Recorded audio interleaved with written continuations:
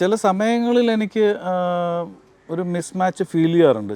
ചില ക്യാരക്ടേഴ്സിന് തുടക്കത്തിലൊക്കെ ഉണ്ട്. ഇപ്പോൾ അങ്ങനെ തോന്നാറില്ല. കാരണം നമുക്ക് മാച്ച് ചെയ്യുന്ന ശബ്ദത്തിനെ വിളിക്കും. ഇപ്പം നമ്മളുടെ ശബ്ദം കൂടുതൽ സിനിമകളിൽ രജിസ്റ്റർ ആയിട്ടുണ്ട്. ഇന്ന ആൾക്ക് ഇന്ന സിനിമയിൽ ഡബ് ചെയ്തിട്ടുള്ളത് ഇന്ന ആളാണ് എന്ന് പറയുന്ന രീതിയിലേക്ക് പ്രേക്ഷകർ മാറിയിട്ടുണ്ട്. അതുകൊണ്ട് തന്നെ നമ്മളെ വിളിക്കുന്ന കഥാപാത്രങ്ങൾ അത് നമുക്ക് ചേർന്നതാണ് എന്ന് തോന്നുന്നത് കൊണ്ട് മാത്രമാണ് നമ്മൾ വിളിക്കുന്നത്. നേരത്തെ ഒന്നും അങ്ങനെ ആയിരുന്നില്ല. തുടക്കത്തിലൊക്കെ എല്ലാവർക്കും കയറി അങ്ങ് ഡബ് ചെയ്യുകയാണ്.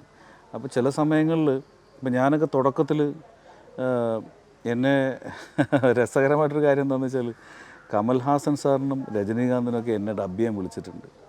അത് ഞാനായിട്ട് ഒഴിഞ്ഞു മാറിയതാണ്. ഇല്ലെങ്കിൽ ഞാൻ അവർക്ക് ഡബ് ചെയ്ത് തന്നെ. കാരണം കമൽഹാസനോടും ഒന്ന് അവരുടെയൊക്കെ ശബ്ദം നമുക്കറിയാം എന്നുള്ളതാണ്. രണ്ടാമത് കമൽഹാസൻ, രജനീകാന്ത് എന്നൊക്കെ പറഞ്ഞത് അവർ ചെയ്തു വെച്ചിട്ടുള്ള സാധനങ്ങൾ നമുക്കൊന്ന് ഇമിറ്റേറ്റ് ചെയ്യാൻ പോലും പറ്റില്ല. അത് വെറുതെ മിമിക് ചെയ്യാൻ മാത്രമേ പറ്റുള്ളൂ. ഒരിക്കലും നമുക്ക് ആ ഒരു മൂഡിലോ അവരുടെ ജസ്റ്റേഴ്സിലോ ആ ഫീലിങ്സിലോ ആ മോഡുലേഷൻസിലോ ഒന്നും നമുക്കത് എക്സ്പ്രസ് ചെയ്യാൻ സാധിക്കില്ല. അപ്പോൾ ആ പണിക്ക് പോകാതിരിക്കുന്നതാണ് എപ്പോഴും നല്ലത്. അപ്പോൾ അങ്ങനെ തുടക്കത്തിലൊക്കെ ഉണ്ടായിരുന്നു. ബട്ട് ഇപ്പോൾ കൂടുതൽ എന്താ പറയുക, ഒരു സിനിമ ഇപ്പോൾ ഈവൻ മലയാള സിനിമ ചെയ്യുന്ന പോലെ തന്നെയാണ് ഈവൻ തെലുങ്ക് സിനിമകളോ തമിഴ് സിനിമകളോ ഇങ്ങോട്ട് ഡബ് ചെയ്യുന്ന സമയത്ത് മലയാളത്തിൽ ചെയ്ത പോലെ തന്നെ ഇരിക്കും നമ്മൾ തെലുങ്ക് പടം കണ്ടു കഴിഞ്ഞാൽ. അത്ര ലിപ്സിംഗ് ആണ്. അതിന് വേണ്ടി അതിൻ്റെ സ്ക്രിപ്റ്റിംഗ് സൈഡാണെങ്കിലും അതിൻ്റെ പോസ്റ്റ് പ്രൊഡക്ഷൻ സൈഡാണെങ്കിലും വളരെ ഏബിളായിട്ടുള്ള ആൾക്കാരാണ് പിന്നിലിരിക്കുന്നത്. അതുകൊണ്ടാണ് ഇന്നത്തെ സിനിമകൾ വളരെ എന്താ പറയുക നോട്ടബിളാണ്. ഇന്ന ആൾക്ക് ഇന്ന ആളാണ് ഡബ് ചെയ്തിട്ടുള്ളത് എന്ന് വളരെ വ്യക്തമായിട്ട് നമുക്ക് മനസ്സിലാവും. അപ്പോൾ കറക്റ്റ് മാച്ചിങ് ആയിരിക്കും. എനിക്കങ്ങനെ തോന്നിയിട്ടുള്ളത്. നല്ല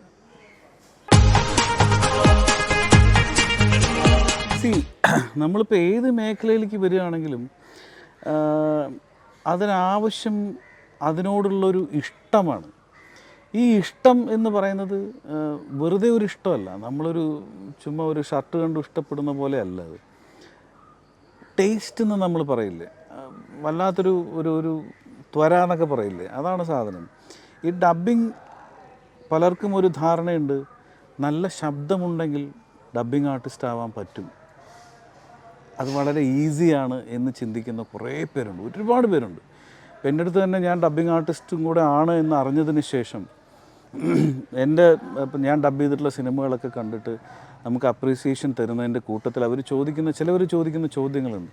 ചേട്ടാ ഇത് എങ്ങനെയാണ് ചേട്ടാ ഡബ് ചെയ്യാൻ, എന്താണ് ചെയ്യേണ്ടത്, ഭയങ്കര ആഗ്രഹമാണ് എന്ന് പറയുമ്പോൾ ഞാൻ അവരോട് വളരെ സിമ്പിളായിട്ടൊരു കാര്യമാണ് പറയുക. നിങ്ങൾ ഇഷ്ടം പോലെ റീൽസ് ചെയ്യുന്നു, ഇപ്പോൾ റീൽസാണല്ലോ എല്ലാവർക്കും, അല്ലെങ്കിൽ ടിക്ടോക്ക് ആയിരുന്നു നേരത്തെ. ഞാൻ നിങ്ങൾക്ക് ഇഷ്ടമുള്ള നിങ്ങളുടെ പ്രായത്തിനനുസരിച്ചുള്ള ഒരു നടനെയോ നടിയോ എടുക്കുക. എന്നിട്ട് അവരുടെ ഏതെങ്കിലും ഒരു നല്ല സിനിമ എടുത്തിട്ട് അവരുടെ ഇമോഷൻസ്, ആ സിനിമയിലുള്ള വളരെ വ്യത്യസ്തമായിട്ടുള്ള ഇമോഷൻസ് നിങ്ങൾക്ക് ഡബ് ചെയ്യാൻ പറ്റുമോ നോക്കൂ. Take A studio and go dub.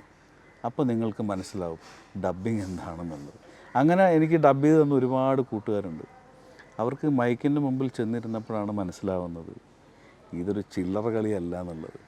കാരണം അവർ വിചാരിച്ചത് ചുമ്മാ ശബ്ദം കൊടുത്താൽ മതിയെന്നാണ്. ഇതിൻ്റെ ഇടയിൽ ഇവിടെ കിടക്കുന്ന കുറേ വേരിയേഷൻസ് ഉണ്ട്. ചില ഹസ്കിനെസ്, ചില ടോൺ ചേഞ്ചസ്, ഈ പറയുന്ന മോഡുലേഷൻസ്, എക്സ്പ്രഷൻസ്, ഫീലിങ്സ്, ഇതെല്ലാം ഡിഫറെൻ്റ് ആണ്. നമ്മൾ അഭിനയിക്കുന്ന പോലെ തന്നെ ഇത് അകത്തും നമ്മൾ വരുത്തണം. So A dubbing artist should be an actor, must be an actor എന്നും കൂടെ ഞാൻ പറയും. അവരുടെ ഉള്ളിലും ഒരു നടനോ നടിയോ ഉണ്ടെങ്കിലേ ഒരു ഡബ്ബിങ് ആർട്ടിസ്റ്റ് ആവാൻ പറ്റുള്ളൂ.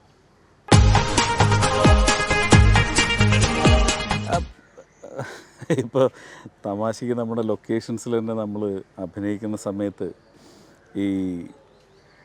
ചിലപ്പോൾ ഒരു ലെങ്തി സീനൊക്കെ ആയിരിക്കും. അപ്പോൾ ചിലപ്പോൾ ഏതെങ്കിലും ഒന്നോ രണ്ടോ ആർട്ടിസ്റ്റുകൾ, ഈവൻ എനിക്ക് വരെ, നമ്മളിപ്പോൾ ഒരു വലിയ ആർട്ടിസ്റ്റായിട്ടൊന്നുമല്ല, ചിലപ്പോൾ നമ്മൾ പതറിപ്പോവും. ചില വാക്കുകൾ അങ്ങോട്ടും ഇങ്ങോട്ടും ഒന്ന് വഴിക്കൊക്കെ സ്ലിപ്പായിട്ടൊക്കെ പോവും. അപ്പോൾ എപ്പോഴും എല്ലാവരും പറയുന്നൊരു കാര്യമുണ്ട്, ഡബ്ബിങ്ങിൽ അഡ്ജസ്റ്റ് ചെയ്യാൻ. അതിന്നൊരു ഈസി വേ ആണ്. പക്ഷേ ഈ മൈക്കിൻ്റെ പിന്നിൽ ചെന്നിരിക്കുമ്പോൾ ഉണ്ടല്ലോ, നമ്മൾ വിചാരിക്കുന്ന ഒരു സാധനം, ചിലപ്പോൾ ഇവിടെ നമ്മൾ എക്സലൻ്റായിട്ട് പെർഫോം ചെയ്തൊരു സീൻ നമ്മൾ മൈക്കിൻ്റെ പിന്നിൽ ചെന്നിരുന്ന് ഡബ് ചെയ്യുമ്പോൾ നമുക്ക് ആ ഫീൽ കിട്ടില്ല. നമുക്ക് പലപ്പോഴും, ഇപ്പം ഞാൻ തന്നെ ഒരുപാട് ബുദ്ധിമുട്ടുണ്ട്. ചില വാക്കുകളൊന്നും നമുക്ക് കിട്ടില്ല. അവിടെ ഇരുന്നിട്ട് നമ്മൾ എന്ന് പറയുക എന്നല്ലാതെ ചിലത് ബുദ്ധിമുട്ടിപ്പോവും. അപ്പോൾ ഈ പറഞ്ഞതുപോലെ ഒരു ചില്ലറ കളിയല്ല ഡബ്. അനുഭവങ്ങളുണ്ട്. പക്ഷേ എന്താണെന്ന് വെച്ചാൽ may be this is my 33rd year in profession. 33 വർഷം കഴിഞ്ഞു. കുറേ ഓർമ്മകളുണ്ട്.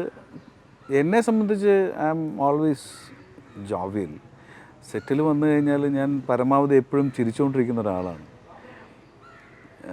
എന്തെങ്കിലുമൊക്കെ ഇങ്ങനെ തമാശകളൊക്കെ പറഞ്ഞിങ്ങനെ ചിരിച്ചുകൊണ്ടിരിക്കുന്ന ഒരാളാണ്.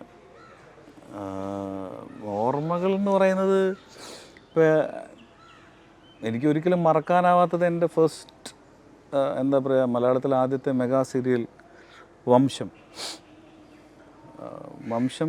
വംശത്തിലെ നായകനായിരുന്നു ഞാൻ. മലയാളത്തിലെ ആദ്യത്തെ മെഗാ സീരിയൽ ഹീറോ ആണ്. അപ്പോൾ അതിനകത്ത് ഈ പറഞ്ഞ പോലെ അന്ന് വയസ്സ് 17 വയസ്സേ ആയുള്ളൂ.